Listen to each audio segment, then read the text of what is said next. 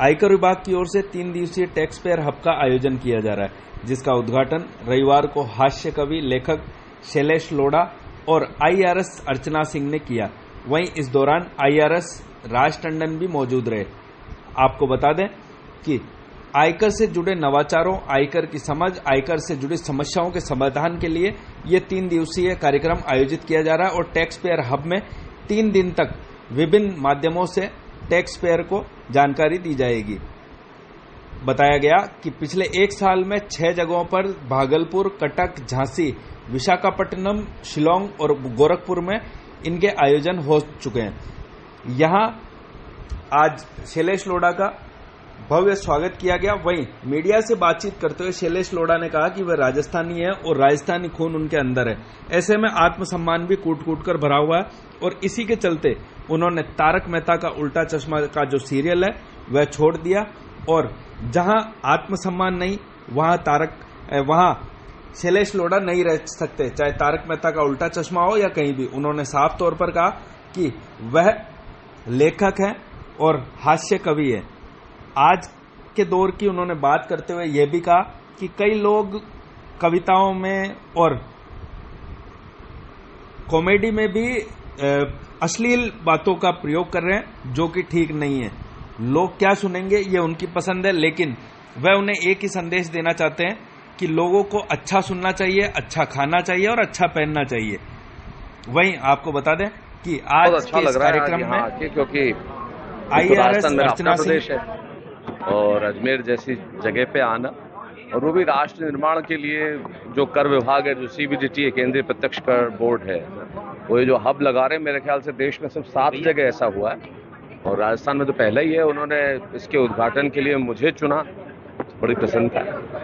Sir, मैं income tax के बाद कुछ हटके पूछूंगा, कवि सम्मेलन आप बोलते हैं इस पेशे से हैं, जो श्रोता और कवि की जो इंटरेक्शन डायरेक्ट होती थी और जब रचना कवि सुनाता था और सामने छाका आता था जी, अब वो चीज टीवी में और उसमें कन्वर्ट होके वो जो डायरेक्ट इंटरेक्शन किसने कहा डायरेक्ट इंटरेक्शन बंद हो गया? किसने कहा? अब कवि सम्मेलन जो पारंपरिक कवि सम्मेलन जो रात होते थे वो नहीं। परंपरा का मतलब कविता है, परंपरा का मतलब पूरी रात है, पूरी रात। परंपरा का मतलब कविता है और वो पारंपरिक कवि सम्मेलन आज भी होते हैं। नहीं, ऐसा नहीं है, ये आपका मानना है। बिल्कुल संख्या में कमी नहीं आई, बिल्कुल भी नहीं आई है। आज भी कवि सम्मेलन उतने ही होते हैं और मेरे ख्याल से उल्टे छोटी जगहों पे तो ज्यादा हो रहे हैं।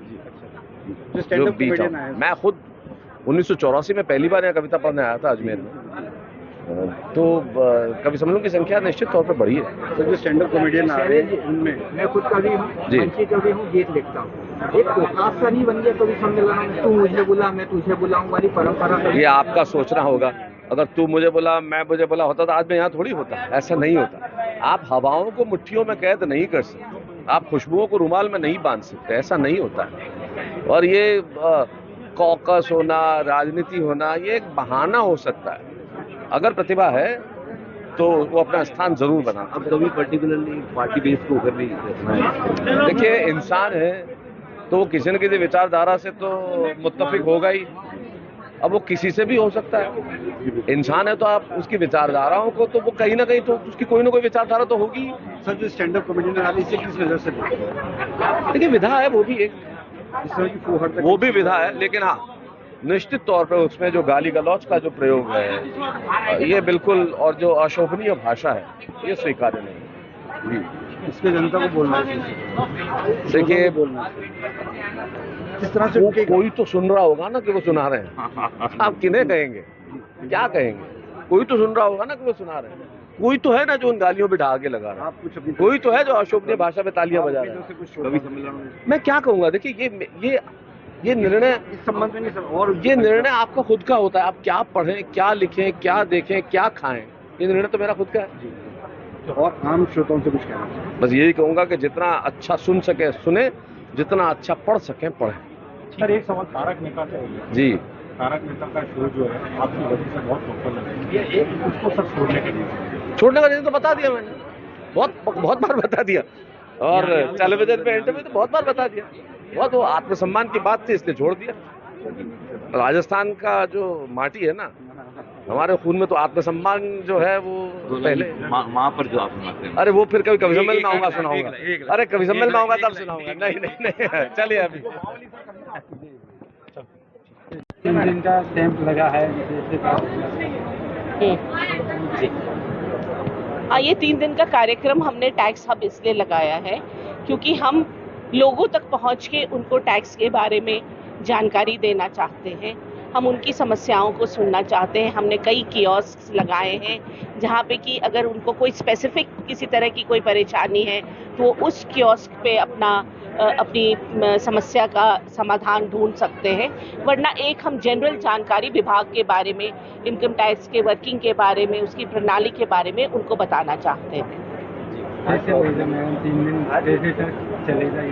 ये पूरा जो कार्यक्रम अभी आपने देखा, ये पूरा हब चलेगा, बच्चों के लिए चलेगा।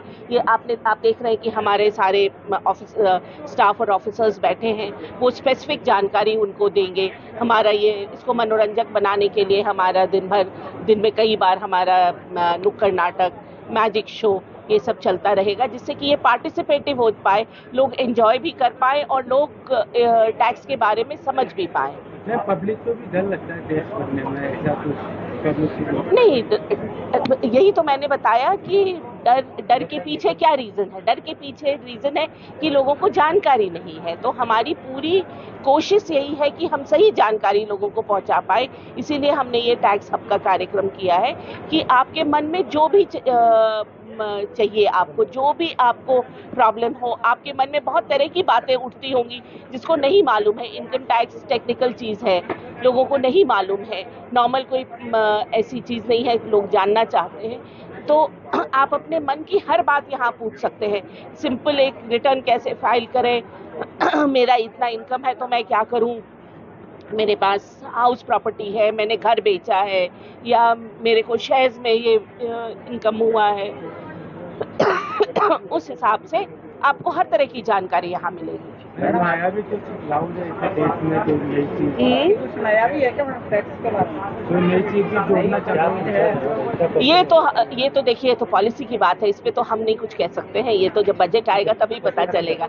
ये तो ओपनिंग में आपको कहाँ आपके अलावा कौन गेस्ट आया? नहीं, यहाँ है राजस्थान के प्रिंसिपल चीफ कमिश्नर राज टंडन साहब यहाँ हैं, लोकल प्रिंसिपल कमिश्नर हैं, बाकी और ऑफिसर्स जयपुर से आए हैं, दिल्ली से हमारी एडिशनल डायरेक्टर जनरल है नैना सोइन कपिल, वो आई है, मेरी पूरी टीम आई है। तो हम हर जगह जाते हैं अपनी टीम के साथ और इसको करते हैं। ठीक है, आपका परिचय?